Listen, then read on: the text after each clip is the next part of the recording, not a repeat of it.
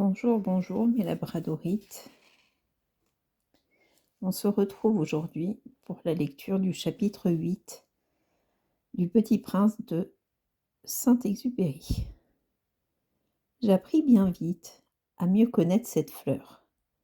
Il y avait toujours eu sur la planète du Petit Prince des fleurs très simples, ornées d'un seul rang de pétales et qui ne tenaient point de place, et qui ne dérangeaient personne.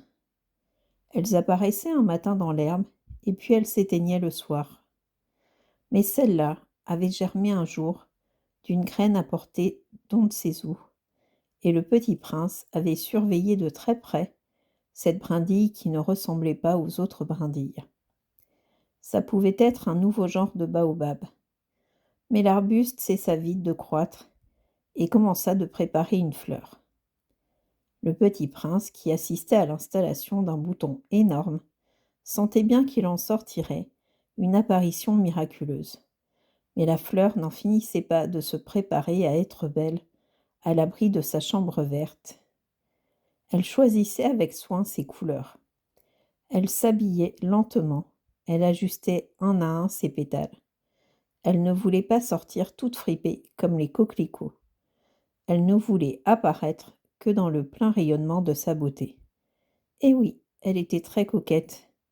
Sa toilette mystérieuse avait donc duré des jours et des jours. Et puis voici qu'un matin, justement à l'heure du lever du soleil, elle s'était montrée. Et elle, qui avait travaillé avec tant de précision, dit en bâillant: «Ah, je me réveille à peine. Je vous demande pardon. Je suis encore toute décoiffée.» Le petit prince, alors, ne put contenir son admiration. «Que vous êtes belle!» «N'est-ce pas?» répondit doucement la fleur. «Et je suis née en même temps que le soleil.»